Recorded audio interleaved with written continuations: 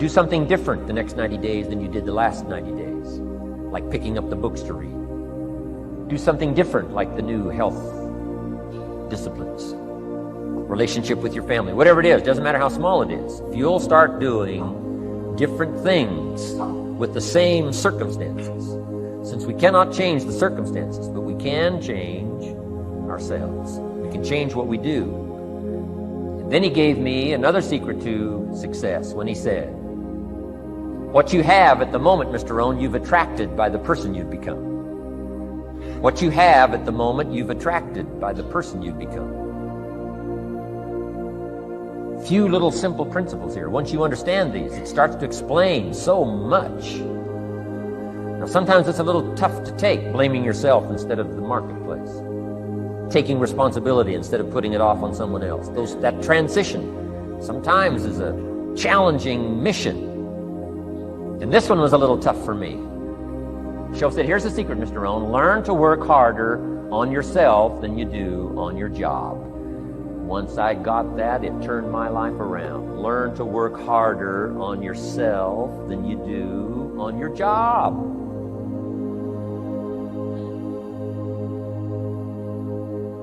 He said, if you work hard on your job, you'll make a living. If you work hard on yourself, you can make a fortune.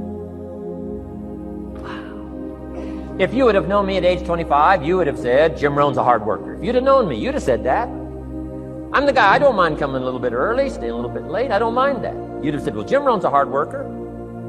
You say, well, how come he's got pennies in his pocket and nothing in the bank and behind on his promises? Well, I was a hard worker, but I was working hard on my job, not on myself. I'm telling you, if you'll learn that simple little principle and start the process today, latest tomorrow, I'll give you tonight to think it over. And start this whole process of personal development, work on yourself, make yourself more valuable to the marketplace. I'm telling you, you can so dynamically change your income. And economics is the least of the values that you can start earning in terms of equity if you'll start working harder on yourself than you do on your job. Work hard on develop the skills. Work hard on yourself and develop the graces. All of the stuff necessary to become more valuable to the marketplace. I'm telling you, your whole life can explode into change. Promotions, no problem. Becoming more valuable to the company, I'm telling you, no problem. Money, no problem. Economics, no problem. Future, no problem. If you just go to work on the right thing. Not get things out there to change. Don't try to change the seed. Don't change the soil. Don't change the sunshine. Don't change the rain. Don't change the mix of seasons. Let the miracle of everything that's available work for you, and start working on the inside. Work on your philosophy. Work on your attitude. Work on your personality. Work on your language. Work on the gift of communication. Work on all of your abilities. And if you'll start making those personal changes, I'm telling you, everything will change for you. Mr. Shoaff, over a 5-year period before he died at age 49, he taught me some extraordinarily simple things. He only went to the 9th grade in school. Never finished high school, never went to college, never went to university. So he put his ideas and his experiences in very simple language, which I think for me, kid from the farms of Idaho, that simplicity was so important. Because if it would have been technical, I'd have missed it. If it would have been mystic, I would have, backed away. But it was just basic, blunt, ABC, familiar stuff that I hadn't thought of before. And he did start to remind me, and those ideas changed me. Mr. Shoaff was the one when I said, this is all they pay. He said, you've been working 6 years, Mr. Rohn, how come you're not doing better? And I said, this is all the company pays. He says, well, that's not true. I said, no, this is my paycheck. This is all the company pays. He said, no, this is all the company pays you. I thought, that's a new way to look at it, right? He said, doesn't the company pay 2, 3, 4, 5 times this amount to other people? I said, well, yes. He said, well, then this is not all the company pays. It's all they pay you. And if you qualified, wouldn't your income grow 2, 3, 4, 5 times? I said, I suppose. So he said, we don't have to work on the company. We have to work on you. See, that was the beginning of what he called the phrase personal development. I told him things cost too much. He said, no, you can't afford them. I thought, well, that's a new concept. I hadn't thought about that. You know, we put some of the valuable things on the high shelf, so you can't get to them until you qualify. If you want the things on the higher shelf, you got to stand on the books you read. Every book you read, you get to stand a little higher so you can get the things on the higher shelf. See, I learned those concepts. It was so incredible. And here was the most important one. Success is something you attract by the person you become. See, that phrase changed my life. Success is something you attract by the person you become. Success is not something you pursue. It's like chasing a butterfly. You can't quite catch it. Success is something you attract by becoming an attractive person. See, those were new concepts to me. I'm just working hard trying to make a living. Here's what he said to me. This changed my life. I got a chance to teach this in Moscow and across Russia. 3 visits, now the 4th. Here's what Shove taught me. Profits are better than wages. Nobody taught me that in high school. Nobody taught me that. I went to 1 year of college. Nobody taught me. Profits are better than wages. Wages make you a living. Profits make you a fortune. And how could you work on both a living and a fortune? He said, well, you could start part-time working on your fortune while you're working full-time on your living. I thought, wow. Now he said it's fun to get up in the morning. Not just getting up, go to work to pay the rent, but to get up to go to work to make a fortune. First, to make a living for my family. Second, to make a fortune. And he taught me how to make both a living and a fortune. Guess what I did? I learned how to make both a living and a fortune. And I found out anybody could do it once they get the information. And at age 25, I started receiving this extraordinary information. Here's what he said. Your income is directly related to your philosophy, not to the economy. I thought, no one ever told me. I kept hoping the economy would change. He said, no, your philosophy has to change. I assured him that I had my fingers crossed. He said, that won't help. Then what could I do to change my income and multiply it by 2, by 3, by 5, by 10, and then multiply it by 10 again? What could I do? And he started giving me the disciplines and the process of learning the skills to change my life.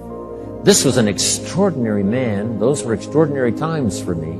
Life-changing in every manner that you can imagine. But very simple ABC concepts. Here's what I learned. Not to search for the exotic until you've discovered the basic. And those basic philosophies that he shared with me during that time were life-changing. Success is something you attract by the person you become. Success is not something you pursue, chase, run after. Success is something you develop, something you become. You attract success. So the whole key to unlock all the treasures, whether it's economic treasures or spiritual treasures, financial, social, personal, every way you can possibly think of, is by your own personal development. And then he added one more, which is so important, and it's probably worth the price of the seminar. Here it is. What you become is much more valuable than what you get. What you become is much more valuable than what you get. The major question to ask on the job is not what am I getting here. The major question to ask on the job is what am I becoming here. Not what am I getting, what am I becoming. So it's very important what you become. Because what you become attracts. If you become cynical, you attract cynicism. What you become attracts. So this whole subject of personal development was so vitally important to me. It changed my life. I was a millionaire by age 31.